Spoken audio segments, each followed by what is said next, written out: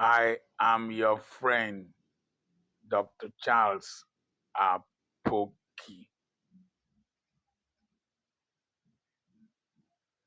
Shakespeare said that the evil that men do live after them, but the good is often interred in their bones. I was listening to a commentary by somebody that, okay, Pastor Ezekiel Dachomo, that if Goodluck, President Goodluck Jonathan, had not conceded defeat to Buhari, that the number of Christians that will have been decimated in the north will have been very terrible. And President Goodluck Jonathan always said that his election into the office of the president is not worth the blood of any Nigerian. And I remember the contest between Buhari and Goodluck Jonathan when he said baboon and monkey will do one thing. A lot of people died. And he said at one point that any decimation of Boko Haram was genocide. And he fulanized the appointments of the security apparatus of Nigeria with his cronies and brought the policy of rehabilitation and absorption of terrorists into the Nigerian army. And it was during his tenure that rules of engagement were made lousy in such a way that terrorists had a free reign all over the northern part of Nigeria. Today, his state is nearly taken over by terrorists. I was listening to Trust TV. The reporter said that out of the 34 local government councils, 20 of them have signed peace agreements with terrorists. So more than 50% of the local councils in Katsina state, where Buhari came from, have signed peace agreements with terrorists. That is, they've lost faith in the ability of government to protect them. In one of the incidences, a deputy commissioner of police was eliminated by a terrorist, and he was celebrated in his camp when he took the uniform of the assistant commissioner of police to his camp. He even wore it to one of the peace negotiations. It was to intimidate the people, and the terrorists set the conditions, for the peace talks. Number one, no policeman should wear uniform to that place. Number two, journalists were not supposed to video record them, but they didn't know there are advanced ways of video recording, even with your glasses or with a pen. And so there were still video records.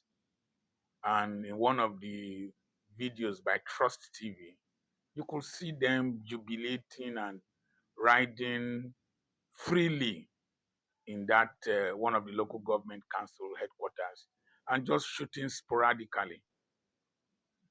And there's another video I saw, I hope we're able to put it, where somebody was video recording these terrorists in a convoy of motorbikes passing through the highway to a certain destination. One will always wonder why they are having a free ride in Katsina State. If you are traveling from Elile, Alimini to Owerri, you will see nothing less than 30 roadblocks manned, manned by armed soldiers and policemen and anti-terrorist squad. If you are traveling from Owerri to Aba, you will see another 20. Same thing from Owerri to Onitsha. But where the banditry and the terrorism is highest, you see them driving freely. And according to reports from the MAGA incidents, that there were 2 roadblocks less than a kilometer from the school on both sides. But that when these bandits came, there was no person there, just like as it happened in Dapchi and several other places. Something is definitely wrong, but it is instructive that it is Buhari's state, former president, late president, that is experiencing one of the highest rates of devastation by terrorists in the country. Traditional rulers have been eliminated, kidnapped. Former Director General of NYC, retired Major General, was carried away from his house and landed up in another state. A heavy ransom was paid. There are some points we must make here. Don't let your ambition be greater than the national interests.